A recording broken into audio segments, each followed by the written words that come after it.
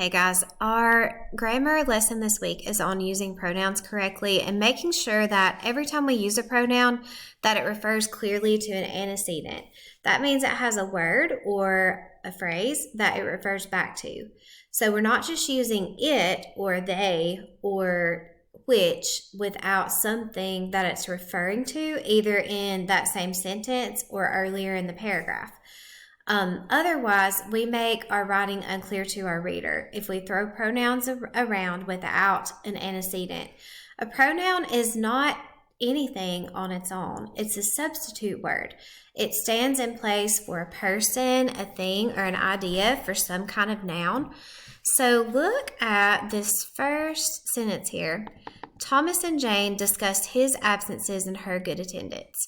Now, because Thomas is typically a male name, Jane is typically a female name, that is not an unclear pronoun reference, okay? Here, if the three older boys in the club carry out those plans, it will break up. So it refers here to the club. We know that because we're talking about three boys and one club. So there are some circumstances where even if we have more than one noun in the sentence, we can still figure out what it's referring to. Okay, the ones I really wanted to get to are these here at the middle of the page. She whistled the same tune which irritated me. Okay, what irritated me? To make that more clear, we could say instead, she whistled the same tune, a habit that irritated me, or an action that irritated me. Or we could say she whistled the same tune, semicolon, the sound irritated me. But which doesn't really have a clear antecedent. We can't point to one word that which refers to. All right, here's another good example. They treated him like a criminal and that angered him. Okay, we can't really point to a specific word or action that refers to. So to make that more clear, we could say instead, they treated him like a criminal and that kind of treatment angered him. We could say that treatment angered him. That would be enough. They're treating him like a criminal angered him. This is what we call recast. That's just rewriting the sentence to make it more clear without having to add more words to it. Same thing up here, her whistling the same tune irritated me.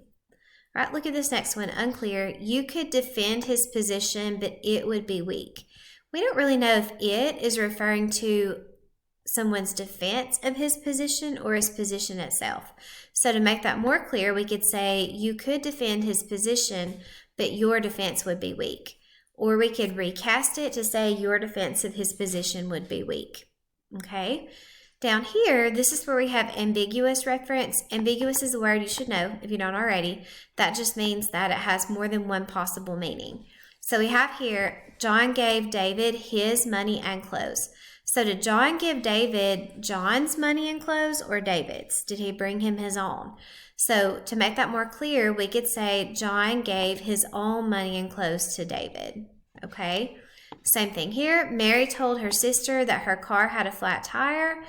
Whose car has a flat tire? Mary said to her sister, your car has a flat tire. That makes it more clear. Okay? I'm not going to read the rest of these to you, but I do want you to read over these. Also, pronoun case in a sentence.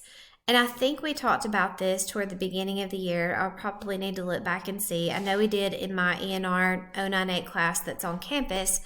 When we are using pronouns in a sentence, if we're using that pronoun as the subject, it should be a nominative case pronoun. That means we should use one of these pronouns, I, you, he, she, it, we, you, they, which, who, and whoever.